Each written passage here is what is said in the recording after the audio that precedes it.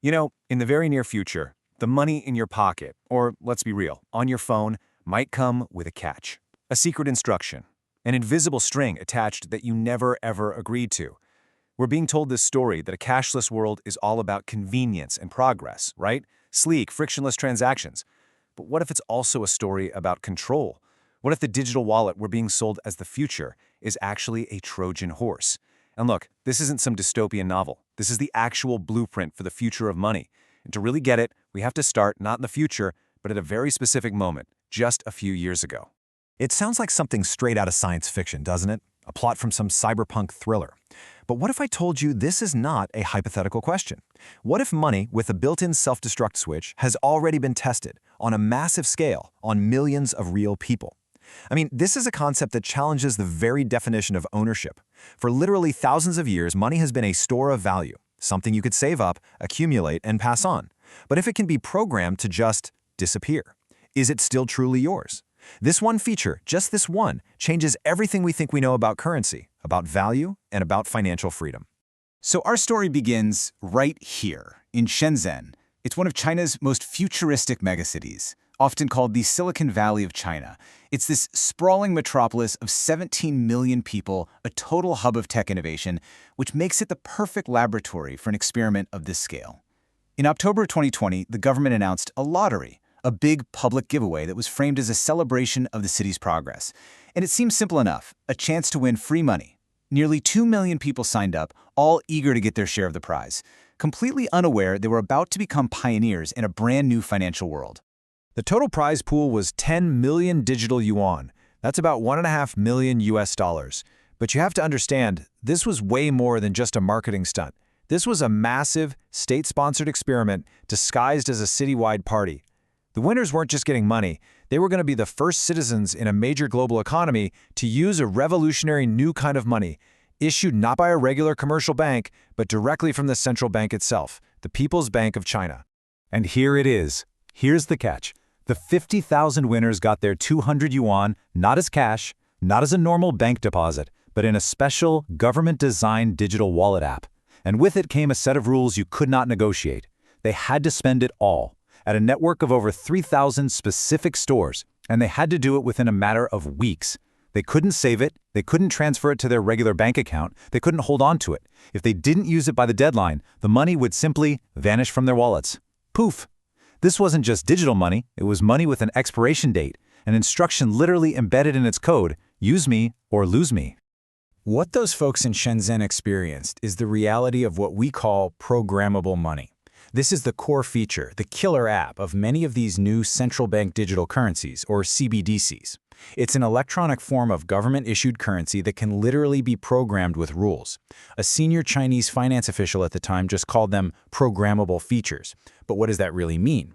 It means the issuer, in this case the government, can embed conditions directly into your money. They can limit its use to specific things, like, say, only for groceries and not for alcohol. They can restrict where it can be spent, maybe only within a certain city. Or, like we saw in Shenzhen, they can give it an expiration date to force you to spend and stimulate the economy. This isn't just about making payments easier. It's about embedding policy and control directly into the currency itself. Now, this idea of programmable government money didn't just appear out of thin air. It's really the ultimate destination in a long, ongoing campaign that you've probably heard about, whispered in policy circles and debated in the media, the global war on cash. And the public arguments for this war, they sound not just reasonable, but noble. It's framed as this moral crusade against the world's worst actors, a necessary step to build a safer, more transparent world. And this right here is the central argument, put perfectly by Peter Sands, the former CEO of Standard Chartered Bank. The logic is seductively simple. The bad guys love physical cash. It's anonymous, it's untraceable, and it's easy to move across borders. Those big bills, like the $100 bill or the old 500 euro note, are, in this view, the favorite tools of criminals, terrorists, and tax evaders. They're like the financial oxygen for the black market. So, the thinking goes, if you just get rid of them, you totally disrupt their business model. You make it harder, riskier, and way more expensive for them to operate. This idea has been championed most famously by the influential Harvard economist Kenneth Rogoff in his book, The Curse of Cash.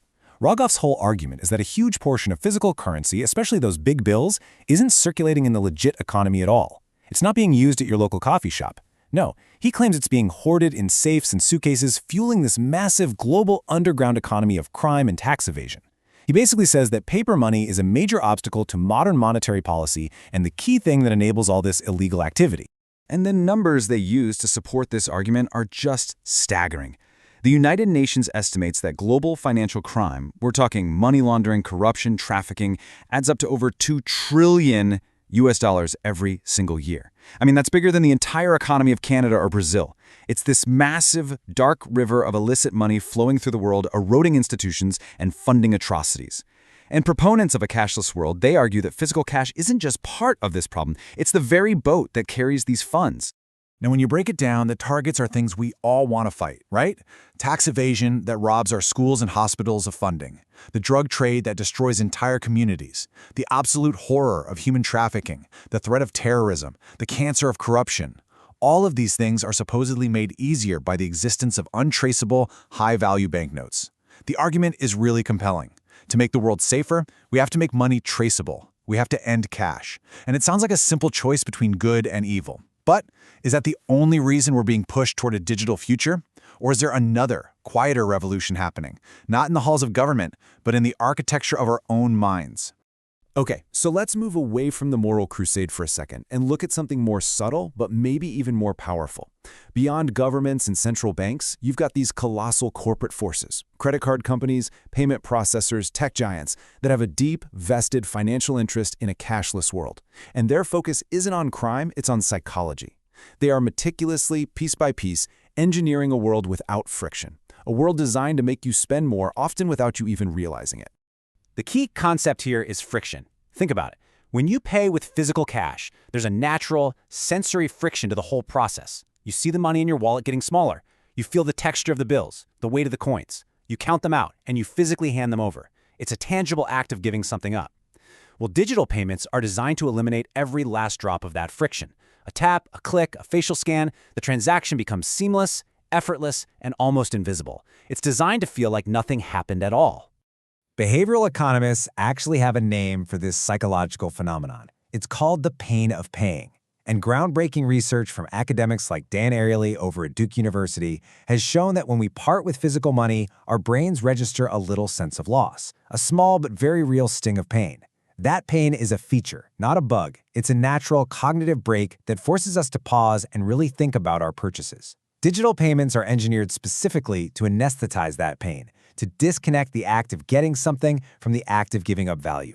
And what's really fascinating here is how this table breaks the whole thing down. Look at the top row. Physical cash, high friction, high pain of paying, which leads us to be more conservative with our spending. Then came credit cards, the first great innovation in cutting down this friction.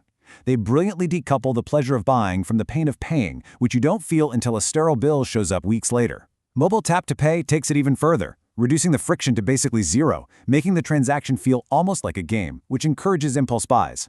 And at the bottom, you've got the holy grail for businesses, subscriptions. Zero friction, zero pain after you sign up, just a silent passive drain on your wealth.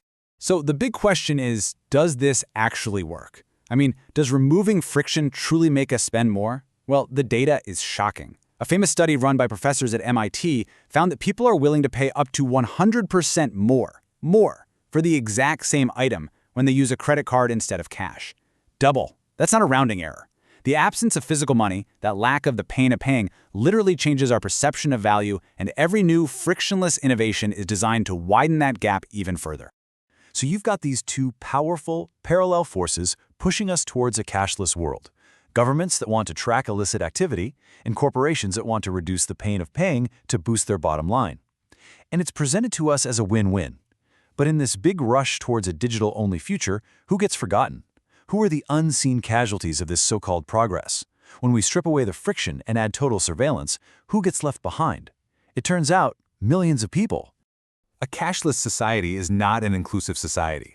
According to data from the U.S. Federal Reserve, about 6.5% of households are unbanked, which means they have no checking or savings account at all. And nearly 19% are underbanked, meaning they might have an account but they still rely on things like check cashing services to get by. So you add that up, that's a quarter of the entire population that is not fully integrated into the digital banking system. For them, cash isn't a choice, it's a lifeline. And this gap is even more stark when you look at it along racial lines. While 84% of white households are fully banked, that number drops to just 52% for black households and 63% for Hispanic households. A mandatory cashless system would effectively lock a huge portion of minority communities out of the formal economy. And this quote just brilliantly illustrates the hidden economic distortion that's at play. The ACLU highlights a U.S. Federal Reserve study with a pretty shocking finding. See, because merchants bake credit card transaction fees, usually around 2 to 3%, into the prices of everything they sell, cash users are paying an inflated price. They are literally subsidizing the credit card users. So the current system is already transferring wealth from the poor, who are more likely to use cash, to the more affluent, who are the ones getting the rewards points and airline miles. Banning cash would lock this inequity in permanently, creating a permanent two-tiered system.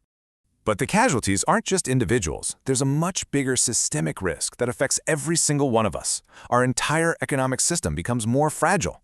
I mean, think about it. Cash is a remarkably resilient technology. It works without power, without internet, without servers. It's the bedrock. A fully digital payment system, on the other hand, is like a house of cards, incredibly complex and efficient, but with countless single points of failure. And these aren't just theoretical threats. I mean, think of the global CrowdStrike IT outage in July 2024 that grounded thousands of airplanes and just froze businesses around the world for hours. Or a massive DDoS attack that takes down internet service providers across a whole region. Or simple power grid failures from a storm or a cyber attack.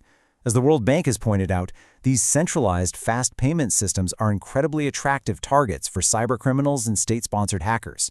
In a world with no cash alternative, any one of these events could paralyze our ability to transact, to buy food, to fuel our cars, to access our own money. Cash is the ultimate offline backup system, and eliminating it means eliminating our economy's last safety net. Okay, so let's circle all the way back. Remember that experiment in Shenzhen? That money with the expiration date? We've now seen the public arguments for getting rid of cash, fighting crime, and the corporate incentives, encouraging spending. We've seen who gets left behind. So now let's look at the final piece of the puzzle. What is the ultimate vision for a state-controlled digital currency? Let's revisit China's ECNY, because it provides the clearest blueprint out there. First, it is so crucial to understand what a CBDC is and what it isn't. According to research from the National University of Singapore, a CBDC is a digital currency issued directly by a country's central bank. Think of it this way. Your current bank balance isn't technically money you hold. It's a liability of a commercial bank. It's a promise from, say, Bank of America to pay you.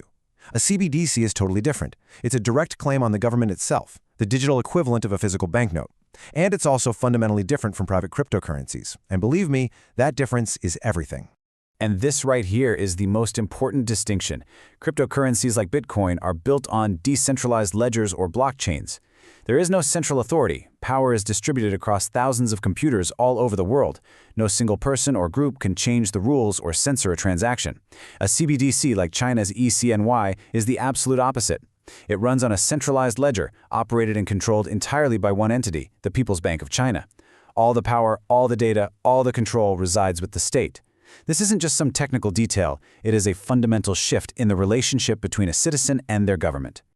So, what does this architecture of control actually look like in practice? Let's just walk through it. Step 1, you buy a coffee using your ECNY wallet. A simple, everyday act.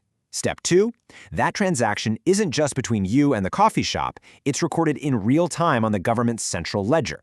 Step 3, as scholars at Germany's respected SWP Institute have warned, this payment data can then be linked directly to other government databases, most notably China's vast social credit system. Your simple purchase is now a data point about your behavior. And step 4, based on this total 360-degree picture of your life, what you buy, where you go, what you say online, your financial access can be shaped or even restricted.